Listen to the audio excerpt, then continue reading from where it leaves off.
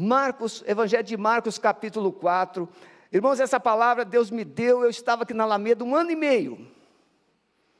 E esse sermão foi escrito em 20 minutos. Mas pastor, então é sermão nas coxas? Não, foi em cima da mesa. Em 20 minutos eu li esse texto da Bíblia e Deus me deu esses 3 pontos. Você precisa crer no sobrenatural de Deus. Os 3 pontos todo sermão batista, né, Sandrinha, está estudando, Rodney, tem que ter 3 pontos. Quem é presbiteriano também. Primeiro, quando é que nós não percebemos a necessidade do sobrenatural? Vamos aprender. E quando é que nós percebemos que precisamos do sobrenatural? Quando não percebemos e quando percebemos. E em último, quando o sobrenatural de Deus acontece, o que é que você vê? O que acontece na sua vida? O sobrenatural de Deus vem, e aí, o que acontece? O que surge? O que Ele move? O que Ele te revela? O texto fala de crise, os discípulos atravessando o mar da Galileia, Marcos 4:35, naquele dia, quando já era tarde, disse-lhes, passemos para o outro lado. E eles, deixando a multidão, o levaram consigo, assim como estava no barco, e havia com ele também outros barcos. E levantou grande tempestade de vento, e as ondas batiam dentro do barco, de modo que já se enchia. Ele, porém, estava na popa, dormindo sobre uma almofada. E despertaram-no e lhe perguntaram, mestre, não se te dá que pereçamos? E ele, levantando-se, repreendeu o vento e disse ao mar, cala-te, aquieta-te. E cessou o vento e fez grande bonança. Então lhes perguntou, por que sois assim tímidos, ainda não tendes fé? E encheram-se de grande temor e diziam uns aos outros, quem porventura é este que até o vento e o mar lhe obedecem? Pastor Hernandes Dias Lopes, ele conta uma história, num dos seus comentários, ele diz que um rei tinha um súdito, e esse súdito era muito fiel a Deus, e qualquer coisa que acontecia, o súdito dizia assim, Deus é bom, Deus é bom, Deus é muito bom, meu rei, Deus é muito bom, Senhor, e muito bom, e o rei ficava encantado com a fé daquele súdito. E um belo dia eles foram caçar, e nessa caça, eles foram tomados por alguns bandoleiros assaltantes, e aí cortaram o dedo do rei para levar o anel. E o rei ficou muito revoltado. E o rei olhou para o súdito e falou assim, mas você não disse que Deus é bom? E como é que eu fui assaltado e ainda cortaram meu dedo? Mandou prender o súdito, botou ele na cadeia. E aí passado um tempo ele ficou curado, sarou o lugar onde tinha sido cortado, e ele foi caçar de novo, com os seus soldados agora. Mas aí foi atacado por uma tribo canibal. Soldados foram tomados, ele também, e aí pegaram o rei para o sacrifício. Mas quando perceberam que faltava um dedo, eles soltaram o rei e mandaram o rei embora. Porque ele tinha defeito físico. E uma pessoa com defeito físico não serve para sacrifício. E o rei saiu muito feliz da floresta, e quando chegou no seu castelo, mandou soltar o súdito, e disse, você realmente estava certo, Deus é bom, e contou o que havia ocorrido. E o rei intrigado disse, mas se Deus é tão bom, por que Ele deixou que eu te prendesse? Ele disse, porque se eu tivesse com o Senhor, é eu que teria sido comido. Deus é bom, o tempo todo, em todo o tempo. Nós não entendemos as circunstâncias da nossa vida, não entendemos porque nós estamos fazendo as coisas que entendemos ser corretas, ser direito. Nós confiamos em Deus, nós trabalhamos, nós lutamos, mas de repente nós somos assim, o nosso barquinho é tomado por uma tempestade, e jogado de um lado, jogado para o outro, e a gente perde o controle. A gente perde a esperança, a gente perde a alegria, a gente perde a paz. E a gente começa a perguntar, mas se Deus é tão bom, por que que Ele deixa, por que que Ele permite certas coisas acontecer na minha vida? Agora, pergunte quem está do seu lado, você tem passado por alguma tempestade? Pergunte, mas pergunte com interesse de ouvir. Se essa pessoa dissesse assim, sim, ouviu? Às vezes você acha, esse negócio de perguntar, pastor, esse negócio de perguntar, é porque talvez você não esteja com uma tempestade dentro de você, porque se você estivesse com uma tempestade dentro de você, você gostaria que alguém perguntasse e orasse por você agora. Quem aqui está vivendo uma tempestade? Fique em pé, por favor. Por favor, todos que levantaram as mãos. Isso. Agora a igreja que não levantou as mãos vai ficar em pé, de frente para eles, e nós vamos abençoá-los. Comece a profetizar que o mar vai se acalmar, que o vento vai ceder, que a tempestade vai recuar, que a bênção de Deus vai chegar. Comece a profetizar, comece a profetizar. Amado Espírito Santo, esses corações que estão turbados com vento forte, com ondas fortes, bravias, Senhor, nesta noite, o poder do Senhor vai chegar a este coração, a esta mente, e todo medo, toda tempestade vai cessar, no poder do nome de Jesus. Profetizamos um novo dia, profetizamos esperança, profetizamos alegria nesse coração, e cremos que está acontecendo agora, toda a tribulação, toda a angústia dessa alma, está cessando agora, no poder do nome de Jesus, amém? Vocês são igreja obediente, pode sentar.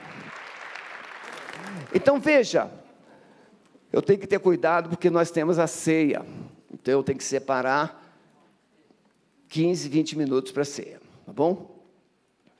Então veja, a semelhança daquele barquinho, a igreja, a família, todos nós vamos caminhando. Interessante que aqueles discípulos, eles conheciam muito bem aquele mar, ou aquele lago. Eles conheciam, eles pescavam ali, eles viviam ali, tinham experiências ali. Então, quando Jesus diz, passemos para o outro lado, para eles era uma tarefa simples, era uma tarefa muito simples. Mas você já percebeu? E você já teve notícia, recebeu notícias de muitas pessoas. Eu tive a notícia de uma família todinha que acidentou e morreu, porque a pessoa foi tentar trocar o CD com o carro em alta velocidade. Estava indo tudo bem, e ele achou que podia trocar o CD em alta velocidade. Você já percebeu isso? Você já percebeu que às vezes você está dirigindo e você olha um segundinho para o lado e a pessoa da frente freia bruscamente e você quase, o coração sai pela boca? Já teve essa experiência? Eu já. E você nunca mais quer olhar do lado. Por isso que a gente ouve com os ouvidos. Motorista não ouve com os olhos. O carona fica olhando a paisagem, o carona fica olhando as outras coisas, mas o motorista, ele tem que olhar e tem mais, não é olhar a placa do carro da frente, não, ele tem que ter visão de farol alto. Ele tem que ver além do carro que está na frente, ele tem que ver a pista toda. Porque às vezes o carro que está na sua frente não está ainda dando lanterna, freio de lanterna de freio, mas o outro lá na frente já está dando lanterna de freio. E você vai perceber que tem alguma coisa que precisa diminuir a velocidade. Na nossa vida também.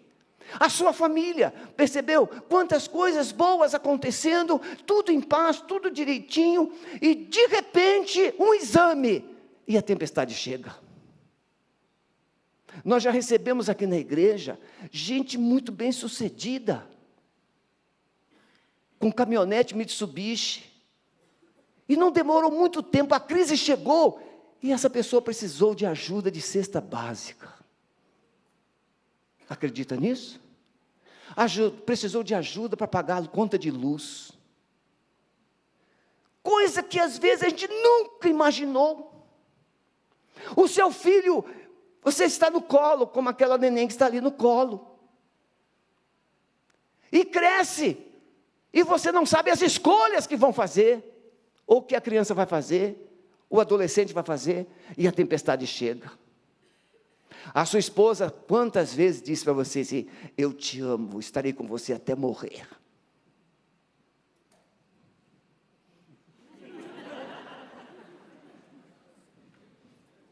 Não é difícil dizer isso quando tudo vai bem. Sim ou não? Não é difícil. Meu amor, com você eu atravesso um oceano. Talvez você já tenha dito isso.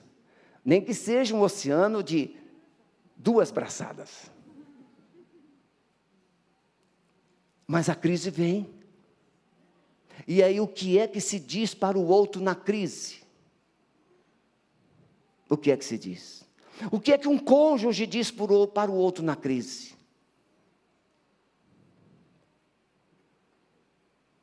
Hoje eu segurei meu netinho Josué nos braços e fiz ele dormir. Ele tem menos de 2 meses ainda. Mas ele vai crescer. Ele vai crescer. Ele vai ficar um rapaz, um homem. Ele vai fazer escolhas. E ele vai precisar ser treinado a enfrentar tempestades. Lutas. Então, meus irmãos, quando é que nós não percebemos a necessidade de um sobrenatural? Tem uma vigília, não, está tudo bem.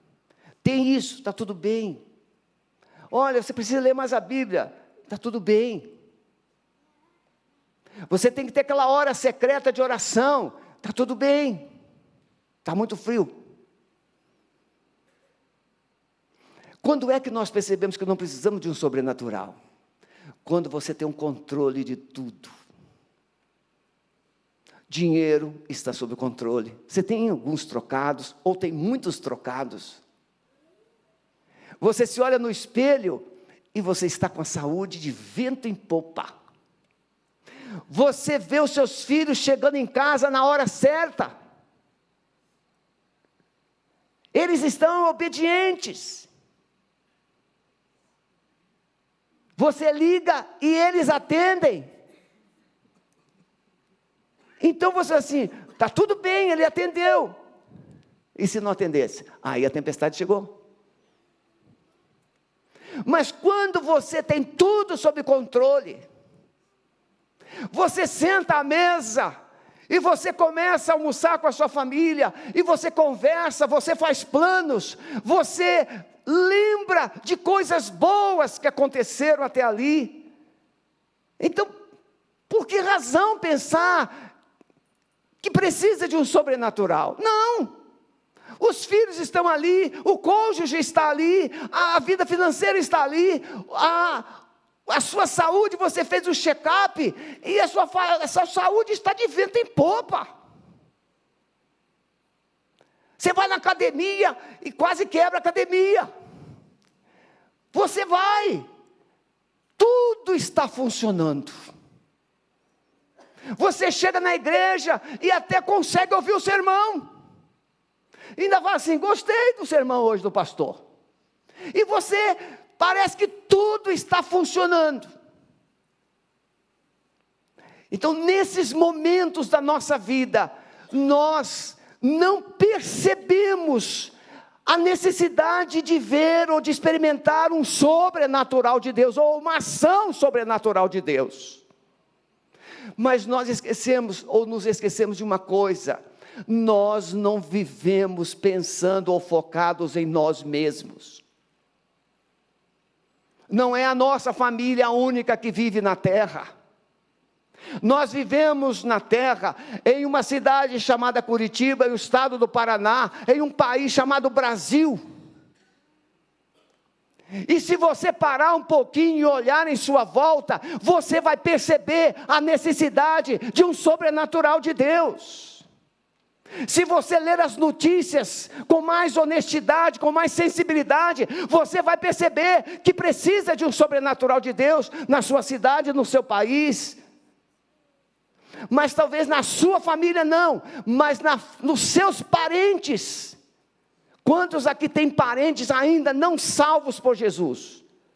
Olha, quantos precisam de um sobrenatural? Mas você está conseguindo se olhar só no espelho e dizer assim: está tudo bem comigo.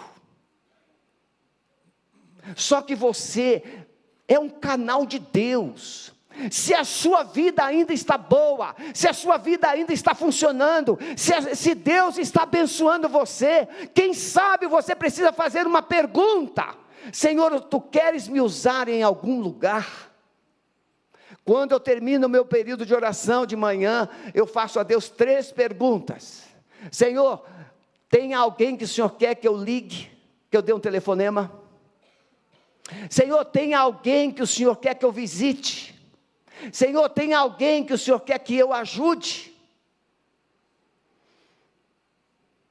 Um dia que eu fiz essa oração, e aí depois eu vou fazer a leitura, e eu estava lendo Sermão do Monte. Quando você vê alguém precisando, empreste sem esperar que ele te dê de volta. Empreste sem esperar que ele te pague. Ah, pastor, então no final do culto eu te pego. Deus me falou esse texto, eu estou lá lendo. Quando eu estou terminando esse texto, o telefone toca. E do outro lado da linha tem uma pessoa que estava com uma situação profissional, financeira, lá embaixo. Ele diz: pastor, já procurei ajuda para todo mundo, agora só restou o senhor. Precisa de falar alguma coisa? Eu já tinha acabado de ler na palavra. Agora eu precisava colocar a palavra em prática.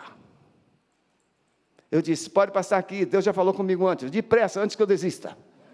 Porque a fé tem que ser praticada rápida, senão a gente fica incrédulo de novo.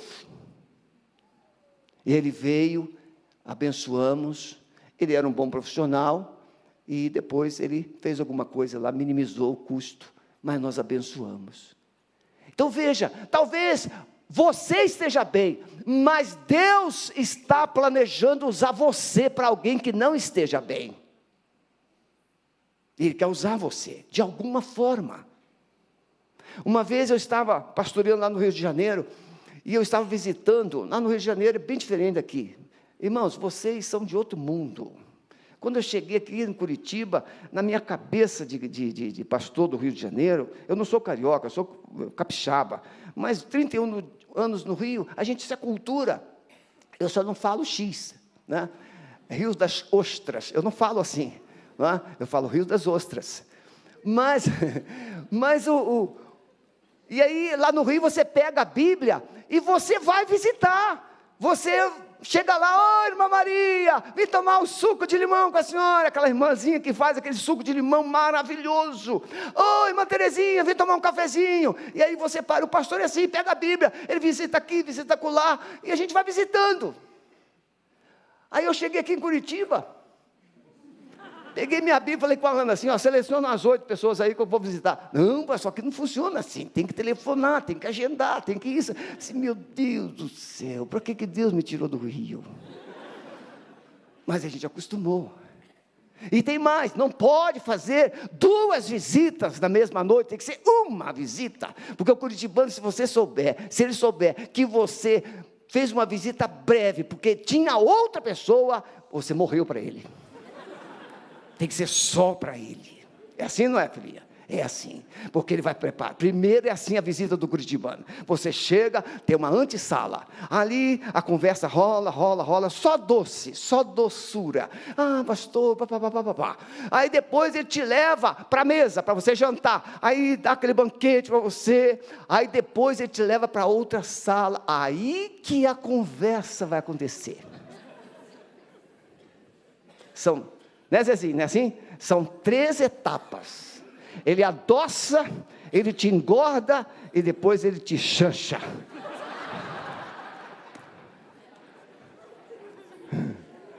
Mas nesse dia lá no Rio de Janeiro, eu estava fazendo visita do lado esquerdo, do lado direito, a igreja assim, o bairro do lado direito, e o Espírito Santo simplesmente me inspirou, vai para o outro lado, mais ou menos como está aqui, passa para o outro lado. E aí eu fui,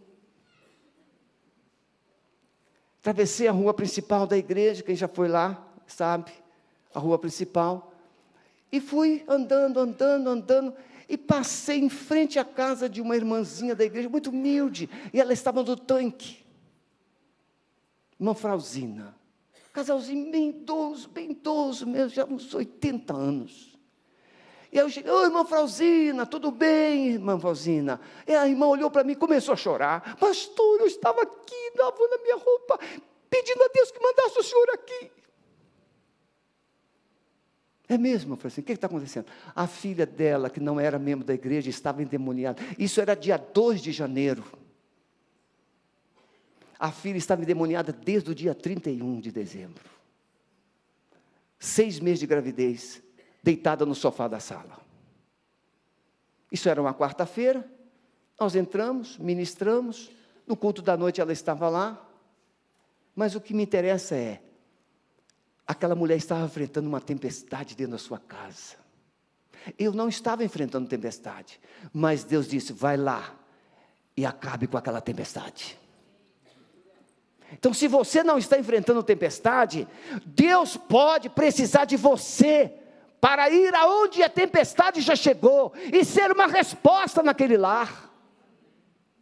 A gente vive muito focado em si mesmo.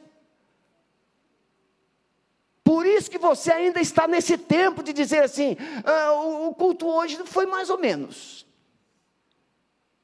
Quem aqui já disse isso alguma vez na vida? O culto hoje foi mais ou menos.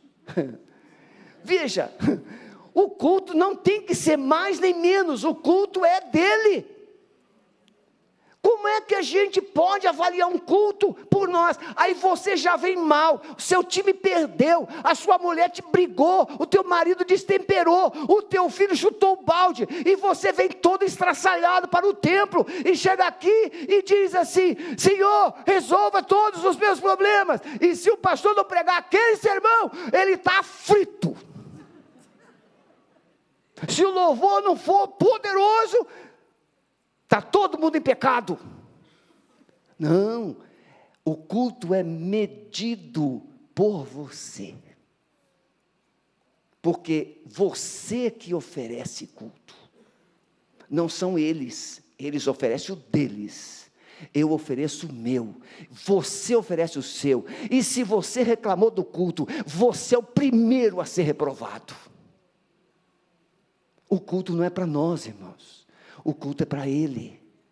Então a tempestade, muitas vezes ela não chegou, e você está aí no mundo da lua, cirandando, e não percebe que Deus está te dando um tempo, para você ir na academia, criar músculo, construir músculos. Deus está dando a você tempo, para você crescer na fé, se preparar, porque quando a crise chegar, ela vai precisar de uma resposta de Deus na sua vida.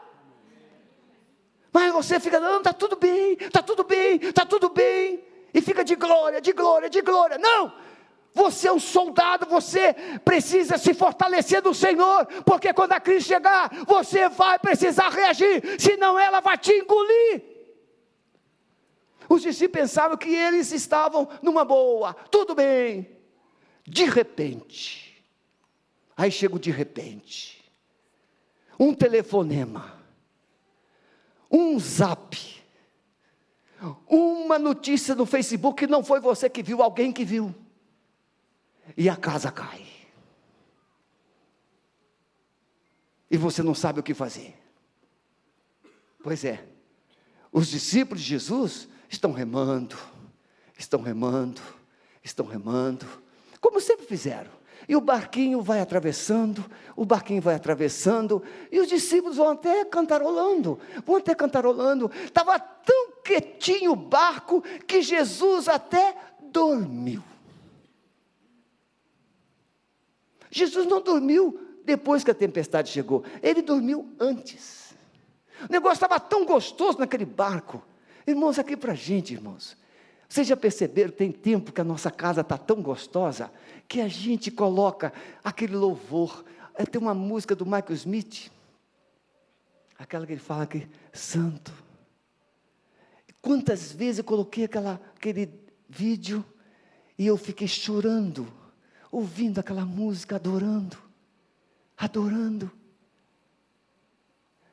Estava tão gostoso naquele barco, que Jesus dormiu.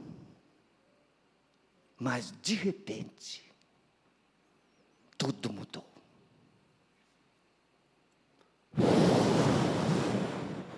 Um vento forte. As ondas. Eu sou pescador. Eu sei o que é isso.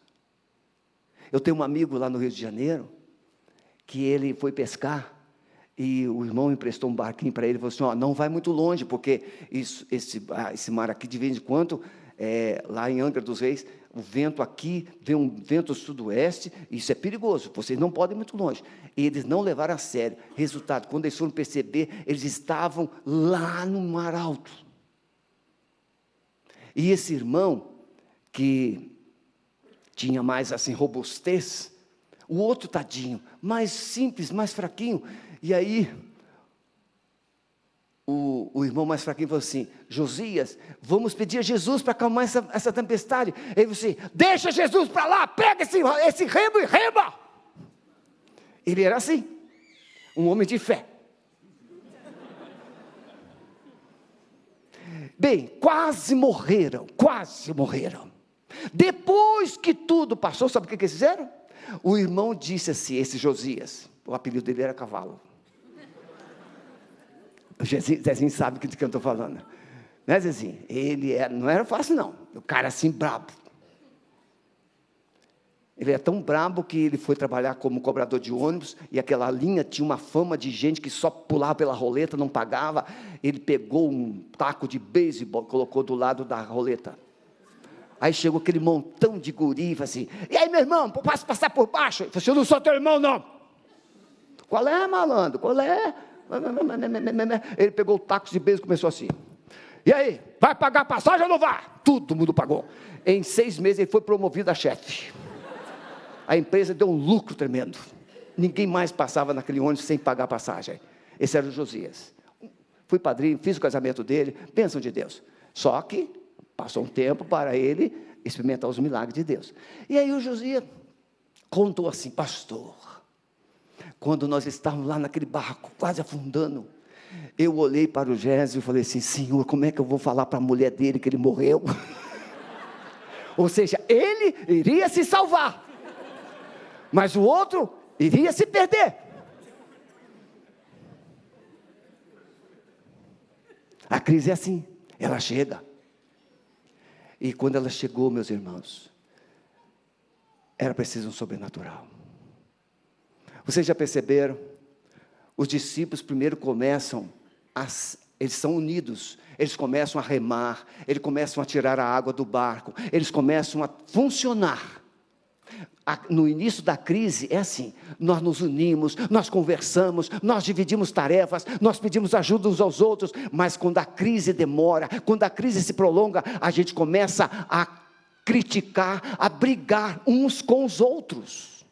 A gente começa a dividir as nossas forças, e aqueles discípulos começaram a discutir, tira essa água. Talvez o Tomé, coitadinho, olhou para o Pedro assim, eu disse para você, para a gente não vir. Ele estava um tempo meio esquisito, e cada um começou a acusar um ao outro, e de repente, começaram a dizer, como Davi enfrentou lá em 1 Samuel 30, começaram assim, vamos saltar desse barco, Não é uma atitude que passa pela nossa cabeça, quando a coisa aperta lá na nossa casa? Vamos sair desse barco, vamos abandonar o barco, vamos abandonar o casamento, vamos abandonar a casa, vamos abandonar tudo. Fugir parece melhor. Jonas pensou assim, mas não deu certo. No auge da crise, creio que foi Pedro. Pedro olhou e disse, Senhor Jesus, o Senhor não se importa que a gente morra? E aí Jesus calmamente se levanta, acalma a tempestade, faz o vento e o mar sossegar. E diante desse quadro, irmãos, eles ficam maravilhados. Mas eu quero que você pense, talvez você esteja vivendo uma tempestade. Talvez você esteja vivendo um momento muito difícil. Talvez você esteja vivendo uma crise. E você não está vendo muita saída. Mas Jesus está no barco. Jesus está no controle. Nós temos dificuldade de perceber isso. Eu estou falando isso com muita propriedade. Tem horas que a gente fica pensando que a gente está sozinho. Tem horas que a gente pensa que não vamos conseguir chegar do outro lado. Tem horas que a coisa fica fora do nosso controle. Mas é nessa hora que a gente consegue basta somente clamar pelo nome de Jesus. Como é que é aquela música, Renatinho? E clamamos pelo nome de Jesus, e clamamos o nome de Jesus, e clamamos o nome de Jesus.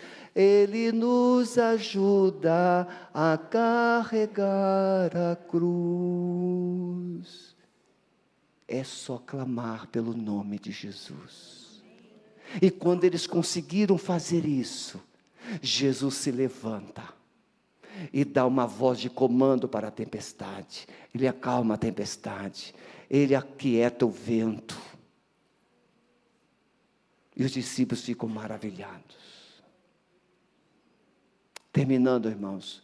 Bem, nós aprendemos que tem horas que nós não percebemos que precisamos de milagres. Nós sabemos controlar. Está tudo sob controle. Tem horas que nós percebemos que precisamos de um milagre. E aí nós temos que clamar por Jesus. E qual é o resultado de vivermos os milagres de Deus? O que é que acontece nas vidas que vivem os milagres de Deus? O que é que acontece nas vidas das pessoas que têm experimentado o sobrenatural de Deus? O que é que acontece? Esses discípulos disseram assim, meus irmãos, olha, eles disseram assim, então lhe perguntaram, por que ainda estão tímidos, não tendes fé?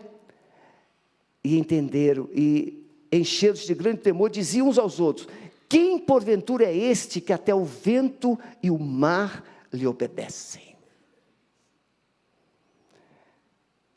Eles passaram, a partir daquele dia, eles passaram a ver Jesus com outros olhos. Eles passaram a desenvolver um relacionamento diferente. Eles passaram a experimentar coisas novas. Eles passaram a experimentar uma paz sobrenatural. Nós glorificamos a Deus. Escrevi uma coisa aqui que eu quero compartilhar com você para encerrar essa palavra. Quando o sobrenatural de Deus se faz presente, a causa ou as causas dos nossos problemas são tratadas e enfrentadas. O nosso Deus não é Deus de remendos. O nosso Deus não é Deus de ficar simplesmente tratando consequências, sintomas. Não, o nosso Deus, Ele vai para a causa. O que é que produziu a tempestade? Talvez você seja bocuda. Talvez você seja uma pessoa de temperamento muito forte, você não consegue se controlar. Talvez você tenha gastado além do seu limite. Talvez você não tenha tido tempo para a sua família. E todas essas coisas foram arrebentando as fronteiras da sua vida. E de repente o diabo entrou na sua vida, entrou na sua casa, entrou na sua família e fez uma bagunça, uma ruaça. E você só pensa numa coisa: eu quero a paz de volta. Só que a paz foi perdida porque você falou da forma errada. A paz foi perdida porque você gastou da forma errada. A paz foi perdida porque você se ausentou da forma errada. Você precisa consertar as áreas que Satanás tem usado para destruir sua paz, destruir a unidade da sua família, destruir a sua fé. São essas áreas que Deus quer tratar. Qual era a causa da instabilidade no barco? Qual era a causa dos medos dos discípulos? Era o mar forte e os ventos fortes. Jesus vai ao vento, Jesus vai ao mar e disse: aquietem e sosseguem. Jesus precisa ter controle sobre suas finanças, Jesus precisa ter controle sobre o seu caráter, Jesus precisa ter controle sobre as suas emoções, seus temperamentos, Jesus precisa ter controle sobre sua boca. E então a sua vida não só vai experimentar restauração, mas você vai impedir que novas tempestades cheguem. As causas. E por último, ele diz, a experiência deles é a seguinte: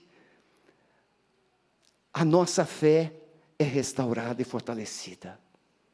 Jesus disse: por que não tendes fé? Mas agora eles estão assim: quem é este? Agora eles sabem quem é.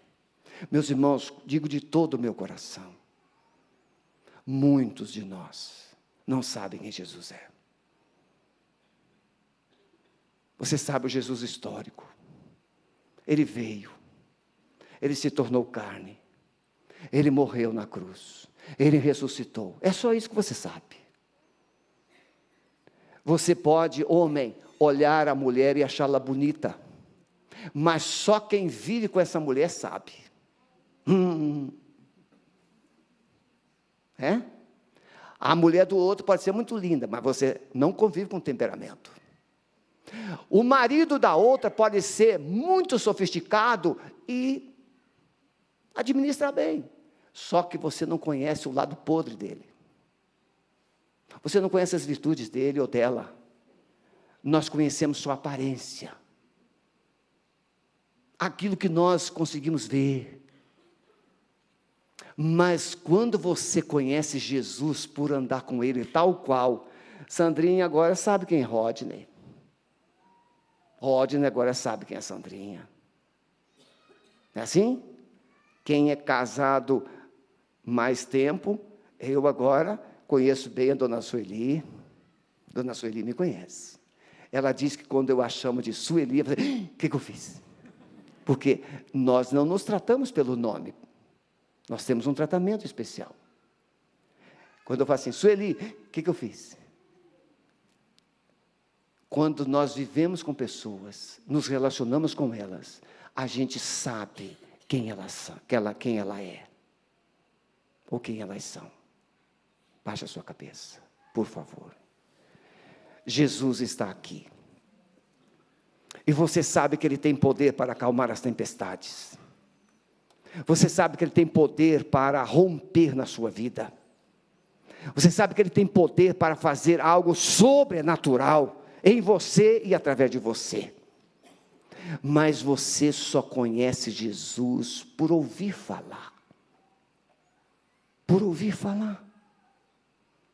Mas agora Ele quer se dar a conhecer você. Ele quer tocar na sua vida. Ele quer tocar no seu coração. Ele quer tocar na sua alma. Ele quer tocar na sua história. Ele quer tocar na sua dor. E trazer os céus para dentro de você. Se você nesta noite deseja de verdade parar de conhecer Jesus, de ouvir falar, e conhecê-lo por relacionamento, eu quero que você fique em pé onde você está. Eu quero conhecer Jesus e me relacionar com Ele.